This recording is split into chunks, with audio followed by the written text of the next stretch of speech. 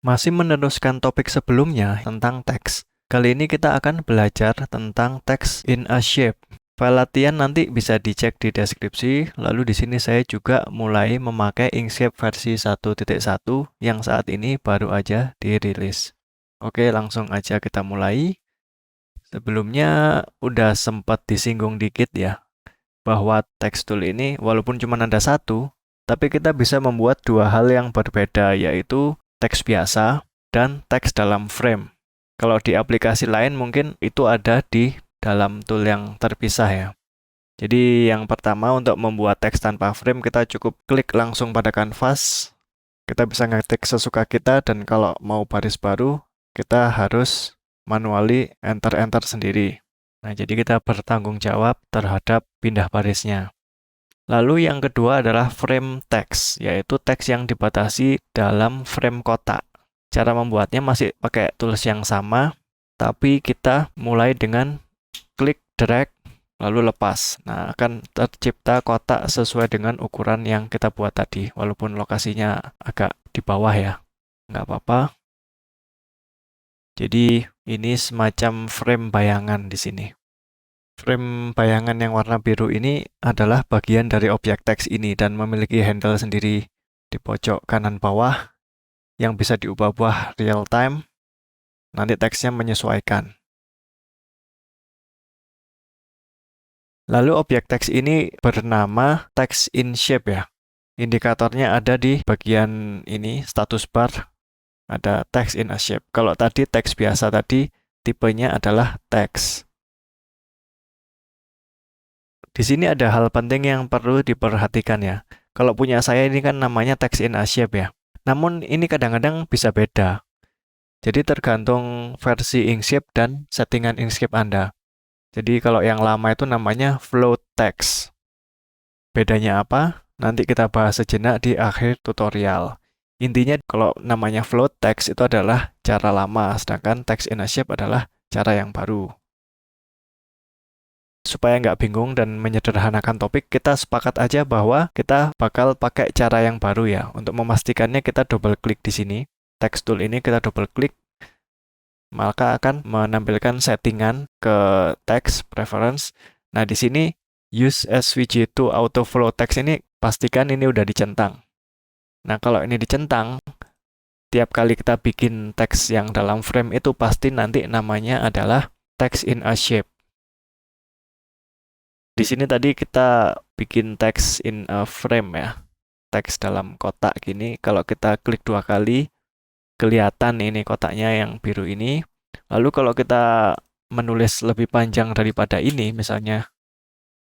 Nah, perhatikan bahwa karena frame kita cuma sampai sini, padahal teksnya lebih banyak dari ini, bagian sini akan kepotong. Pertandanya adalah frame-nya ini akan berwarna merah. Lalu di pojok kiri, di bagian status bar ini nanti namanya ada keterangan. Jadi ada truncated di sini. Jadi ketika kita lihat ininya warna merah sama ada keterangan truncated gini, kita tahu bahwa teksnya lebih panjang daripada yang tampak di layar. Jadi kalau kita seret sini, nah ini muncul jadi biru lagi. Dan nggak ada truncatednya lagi. Oke, lanjut. Gimana kalau batasnya kita nggak pengen kotak, frame-nya nggak pengen kotak, misalnya lingkaran. Di Inkscape bisa dilakukan dengan mudah ya. Jadi ada fitur yang namanya flow into frame. Jadi kita cukup menyiapkan objek path lain. Misalnya kita bikin lingkaran di sini, bakal kita jadikan path frame-nya. Lalu kita bisa memasukkan objek ini masuk ke dalam frame. Kita duplikat dulu. Nah, ini copy paste ya. Lalu kita cukup select dua-duanya objeknya, pakai shift click, lalu text, flow into frame. Nah, ini kenapa kok nggak kelihatan? Karena teksnya tadi ada di bawah lingkarannya. Jadi lingkarannya ini kita klik, kita pindah ke bawah. Nah, jadi teksnya ada di atasnya sekarang. Jadi path lingkaran ini akan dijadikan frame dan teksnya akan masuk dan flow di dalamnya sesuai dengan bentuk pinggiran path. Ini bisa kita edit real time ya. Kalau lingkarannya diubah ukurannya atau ditransform, maka teksnya akan ngikut. Lalu path-nya ini juga bisa sesuka kita. Misalnya kita buat pakai pen tool ya. Kita buat shape kayak trapesium ya. Cukup lakukan cara yang sama aja. Ini copy. Kita coba paste di sini. Lalu klik dua-duanya, pakai shift klik. Lalu text flow into frame. Nah, nanti akan masuk sini. Kalau path-nya kita edit, maka akan menyesuaikan secara real time. Nah, jadi di sini kita semacam menghubungkan objek teks dan path. Jadi ada dua dalam ikatan frame dan teksnya. Jadi ada dua objek di sini yang masing-masing masih bisa diseleksi secara independen. Jadi masih berdiri sendiri-sendiri. Lalu yang menarik di sini, kalau kita select terus kita pindahkan path-nya, maka teksnya akan selalu ngikut, nempel dia. Namun, kalau kita select teksnya, lalu kita pindahkan teksnya, maka akan seperti lepas dari frame. Namun ini sebenarnya masih tetap terikat ke frame-nya. Jadi cuma semacam di offset aja. Jadi kalau kita geser ini, maka tetap ngikut. Kita ubah path-nya, dia juga akan masih ngikut. Jadi masih terasosiasi sama frame-nya ini. Path yang jadi frame-nya. Apalagi kalau kita zoom ini, juga semakin membingungkan ya. Jadi offset-nya akan semakin rumit. Jadi kalau saya sendiri, biasanya menghindari untuk memindah-mindah atau mentransformasi teks dari frame-nya. Jadi saya biarin tetap ada di dalam frame-nya aja. Supaya nggak membingungkan. Jadi tadi di sini kita masih punya dua objek yang masing-masing bisa diselect sendiri-sendiri. Lalu kalau kelihatan ada path-nya gini kan jelek ya. Anda mesti pengen path-nya nggak kelihatan ya biasanya ya. Ini cukup kita set aja warnanya ke transparan. Jadi kalau kita warnai, kebetulan ini nutupin teksnya karena posisinya ada di atasnya teks, jadi kita pindah ke bawah pakai ini, to bottom. Nah, kalau pengen transparan ya antara diwarnai putih atau dikasih ini aja none, kita klik none. Terus stroke-nya juga kita kasih tanpa warna, yaitu shift klik di sini. Nah, jadi di sini frame-nya akan tidak terlihat. Kalau udah gini gimana select-nya? Anda bisa tebak sih, jadi bisa dijaring pakai select tool ini. Select agak gedean dikit. Nah, nanti kan ada kepilih dua objek di sini. Ini ada objek yang nggak tampak di sini. Kita deselect aja teksnya pakai shift klik. Nah, sekarang yang keselect cuman yang ada di belakangnya. Walaupun nggak tampak, tapi kelihatan kalau udah keselect. Bisa kita warnai dulu sementara, gini. Terus lalu kita edit dulu. Ya, agak ribet sih, tapi kalau cara yang paling lebih enak sih, kalau nggak kelihatan gini, kita bisa pakai mode view, display mode-nya kasih outline. Nah, kalau outline mode ini, jadi semua warna akan hilang. Jadi kalau kita balikin lagi dulu ya. Misalnya ada warna gini, kalau kita display mode-nya ke outline, nah nanti semuanya akan cuman kelihatan stroke-nya aja. Di sini kan kelihatan lagi sekarang, bisa kita edit-edit. Nah, kalau udah selesai, baru kita balikin lagi view-nya ke normal. Selain itu juga ada panel yang berguna jika Anda tersesat ya. Ini nih, objects di sini. Nah, panel ini akan menampilkan daftar semua objek yang ada dalam kanvas beserta hierarkinya. Jadi semua bisa select di sini. Ini kebetulan teksnya yang ini. Path-nya karena kita taruh bawah ada di sini. Nah, di bawah sini kelihatan. Lalu teks kita sudah berubah menjadi teks in a shape ya. Kalau kita ingin mengembalikan ke bentuk biasa atau kita mengeluarkan dari frame-nya, gimana caranya? Kita klik teksnya, lalu kita pakai ini, menu text unflow. Kalau kita klik unflow, nah nanti dia akan lepas. Tapi kemana? Ini hilang dari pandangan. Nah, untuk itu kita bisa zoom out ya. Entah kenapa, kok pindah jauh dari sini, bisa kita geser lagi manual. Nah, di sini teksnya akan berubah jadi teks biasa. Oke, selanjutnya kita akan mencoba membuat layout sederhana kayak majalah gitu. Mari kita buat teks yang agak panjang. Kita pakai placeholder yang umum aja ya, yaitu lorem ipsum. Nah, kalau di Inkscape, ada fitur untuk mengenerate lorem ipsum secara otomatis untuk kita. Cukup siapin aja frame, misalnya kita buat frame kotak gini ya pakai text tool. Nah, ini masih kosong, lalu kita pilih extension text lorem ipsum. Nah, nanti di sini ada dialog untuk mengenerate lorem ipsum. Kita butuh berapa paragraf, misalnya 5, lalu kalimat per paragrafnya berapa, 16. Ini dibuatin sama dia. Bisa live preview. Nah, nanti akan dibuat, kita apply aja. Kalau udah apply, kita close. Nah, nanti ini akan keisi sama lorem ipsum. Jadi kalau kita scroll di sini masih banyak sebenarnya isinya. Kita kecilin aja fontnya ya. Kita double klik, kita select all, Ctrl A.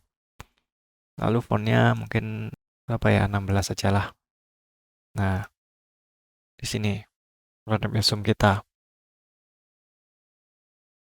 Nah, sekarang kita punya teks yang panjang buat bahan mockup kita. Misalnya kita mau bikin layout artikel, ada gambar ayamnya. Ini saya sudah siapin gambar ayam di sini. Ini gambarnya bisa dicek di deskripsi buat download. Judulnya lorem ipsum misalnya. Kita copy teksnya, kita buat teks di sini. Nah, misalnya seperti itu. Lalu bisa kita buat layout kayak gini. Seperti itu.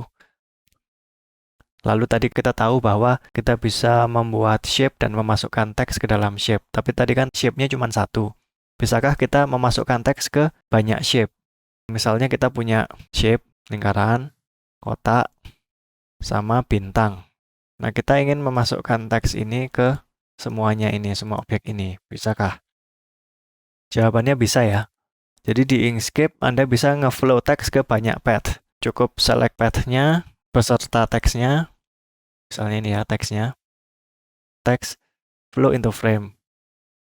Nah, kenapa kok nggak kelihatan? Karena objek ini ada di atasnya teks. Kita pindah dulu ke bawah. Kita select all dulu, terus kita pindah ke bawah. Nah, di sini teksnya akan mengisi semua shape yang diselect tadi. Nah, yang perlu diingat, urutan selectnya tadi juga penting ya. Tadi kan kita selectnya mulai dari kiri ya. Klik, klik, klik. Nah, dari kiri. Jadi teksnya akan keisi mulai sini, lalu ke sini, lalu ke sini. Coba kita undo dulu. Kita coba, kita taruh bawah dulu ya. Nah, misalnya kita select bintang dulu. Tik.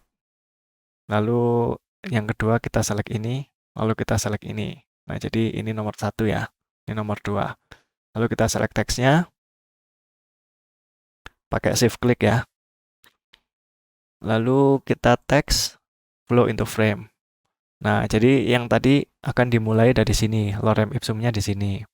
Lalu pindah ke sini, lalu ke sini. Jadi urutan select shape-nya itu menentukan. Di sini juga bisa kita geser-geser juga, sama seperti tadi kalau cuma satu, bedanya ini banyak, pasti teksnya akan selalu mengikuti. Kita edit juga bisa, kita edit path-nya. Oh, kalau misalnya kita edit yang nomor 1, misalnya, kita ubah ukurannya. Nah, nanti teks yang berikutnya juga akan ngefek. Karena ini dari sini lanjut ke sini, lanjut ke sini. Oke? Oke, itu tadi dasar-dasarnya ya. Kita undo aja. Nah, dengan dasar itu, kita bisa membuat layout multi kolom dengan mudah. Misalnya kita ingin teks ini ada dalam 3 kolom misalnya. Jadi cukup siapin aja kolomnya. Misalnya ini kita warnai 2 bola. Kita copy, paste in place, lalu kita geser sambil tekan Ctrl ya, supaya ketinggiannya tetap. Lalu kita copy, paste in place, shortcutnya Ctrl Alt V, lalu kita geser sambil tahan Ctrl. Nah, di sini misalnya supaya sama, kita cukup tentukan pojok kiri sama pojok kanannya, misalnya di sini ya. Lalu seperti di bab sebelumnya, kita distribusikan ini supaya sama. Kita close ini, kita pakai Objects, Align and Distribute. kita pilih ini. Jadi gap-nya disamain. Nah, jadi kita punya 3 kolom yang seimbang. Nah, oke. Teksnya kita taruh paling atas dulu. Ini close aja. Nah, jadi kita select semuanya. Ingat, urutan menentukan. Kita shift klik ini yang pertama, lalu shift klik ini, lalu shift klik teksnya lagi, lalu teks, flow into frame. Nah, jadi akan membuat 3 kolom seperti ini. Lalu kita bisa buat ini transparan. Atau misalnya kita pingin kolom kita lebih kompleks, misalnya kita undo ya. Misalnya kita pingin sepanjang ini. Ini lorem ipsumnya kita taruh atas misalnya. Lalu kita ingin panjang, lalu kita ayamnya ada di tengah. Kita grup aja. Ctrl G. Kita taruh atas. Nah, ini ayamnya di tengah. Lalu kita pengen teksnya ini nggak kena ayamnya. Jadi teksnya akan ngeflow di sini, tapi selalu di luar ayam. Agak gedein ayamnya. Caranya gampang ya. Jadi kita buat dulu batasan ayamnya. Misalnya kita buat aja asal misalnya objek di sini. Nah, ini area ayam yang nggak boleh kena. Kita warnanya aja hijau misalnya. Nah, lalu di shape yang ini kita akan melubangi kolom ini dengan shape ini. Caranya supaya praktis, ini kan ada 3 objek. Daripada kita harus melubangi satu-satu, kita gabungin aja dulu. 3 kolom ini kita select semua, lalu kita combine. Nah, jadi satu path, walaupun terpisah-pisah gini, ini jadi satu path semua. Nah, sekarang bisa kita pilih dua-duanya, shift klik di sini, lalu path difference. Nah, akan berlubang. Lalu kita akan memasukkan teks ke dalam shape ini. Nah, yang perlu diperhatikan, tadi kan karena kita combine shape kita, maka ini semua akan jadi satu shape. Kalau sekarang Anda masukkan teksnya ke dalam shape ini, maka jadinya akan salah ya. Soalnya urutannya nanti akan gini. Jadi dari sini ke sini, nyambung ke sebelahnya, lalu ke kayak gini. Flow into frame. Nah kan, oleh ipsum, sil amet. Nah, lalu baris keduanya dari sini. Nah, itu nggak benar. Kita undo aja. Jadi harus kita pecah lagi. Path, break apart. Nah, kalau break apart gini, ini akan independen lagi semuanya. Jadi kita akan memasukkan ke semua path ini. Jadi kita urutannya, karena urutan itu penting, kita mulai dari sini, lalu yang ini, shift klik, lalu yang ini, bawahnya, lalu yang ini. Lalu teksnya kita pilih, lalu teks, flow into frame. Nah, ini kebetulan bagian sini kosong, karena teksnya kegedean ya. Jadi nggak ada yang cukup kata ada di sini. Mungkin kita kecilin aja teksnya ya. Kita select teksnya, kita select all, Ctrl A, lalu teksnya kita kecilin aja, 14 kali ya. Kenapa kanvasnya geser ya? Saya juga kurang tahu, biarin aja nggak apa-apa. Kita balikin. Nah, ini geser aja. Oke, jadi lalu kita, ini warnanya masih abu-abu, kita select semua, kita bikin transparan. Mana transparan? Ini, klik aja. Seperti itu dasarnya. Lalu kalau kita ingin alignment-nya rata kanan kiri, kita seperti dulu, kita cukup. Kenapa kalau select all selalu geser ya? Mungkin ada sedikit bug. Intinya kita select all teksnya, lalu kita pilih justify ini ya. Nah, kan rata kanan kiri. Nah, itu tadi untuk membuat semacam layout teks ya. Kalau bikin poster atau bikin booklet atau bikin buku, layout buku, walaupun mungkin nggak se-powerful program lain yang khusus untuk urusan ini. Jadi kalau Anda ingin layout majalah atau koran gitu, tentunya Anda butuh program lain yang lebih khusus tentang itu. Misalnya Scribus atau Adobe InDesign atau Quark Express ya semacam itu. Sebelum kita tutup, ada baiknya kita bahas sekilas tentang cara Inkscape menghandle frame text ini. Tadi kan sudah saya singgung kalau ada cara lama sama cara baru ya. Yang tadi ketika kita bahas text in shape ini jenis objeknya. Nah, tadi kan kita selalu mengaktifkan SVG2 ini ya. Use SVG to auto float text. Nah, itu adalah cara baru. Di sini Inkscape yang saya pakai adalah versi 1.1, jadi yang baru. Jadi jika Anda buka dokumen pakai Inkscape lama misalnya, mungkin belum pakai metode ini ya, masih pakai yang lama. Untuk itu, kalau misalnya pakai metode lama, misalnya kita uncheck di sini, jadi kita pakai yang lama. Kalau kita buat objek teks, misalnya kita buat teks dalam frame ya, kotak gini. Di sini objeknya namanya beda. Kalau ini kan objeknya namanya text in a shape ya. Sedangkan ini namanya float text. Kalau kita masukkan teks dalam frame, misalnya yang ini pakai cara baru tadi, maka namanya akan sama text in a shape. Sedangkan kalau kita pakai cara lama, tadi kita sudah uncheck ya SVG2-nya, kalau kita bikin objek misalnya, lalu kita masukkan ini ke dalam sini, caranya sama persis, semua sama, text, flow into frame. Nah, namanya akan link float text. Jadi, namanya float text yang di-link ke path lain, semacam gitulah. Lain-lainnya mirip ya. Kita geser ini juga ikut geser. Walaupun gesernya nggak real time. Lalu kalau kita bikin transparan, kalau kita klik ini, nanti ada keterangan di sini, use Shift D to look up frame. Jadi kita bisa tekan Shift D. Nah, untuk men-select frame-nya. Jadi untuk menemukan frame-nya kalau misalnya nggak kelihatan gini, lebih mudah. Nah, bedanya apa sih cara lama sama cara baru? Kalau menurut dokumentasi sih, versi baru, cara baru ini memiliki kompatibilitas lebih bagus dengan browser atau aplikasi SVG lainnya. Jadi nggak perlu kita bahas secara mendalam bedanya apa. Sekilas dari luar juga nggak ada bedanya, sama-sama teks dalam frame. Baru kelihatan juga kalau kita cek ini objeknya apa, baru kelihatan di sini dari status bar. Oh, satu lagi, ada fitur yang namanya teks ini, convert to text. Nah, fitur ini adalah untuk mengkonversi teks yang sudah dalam frame menjadi teks biasa, tapi bentuknya tetap sama.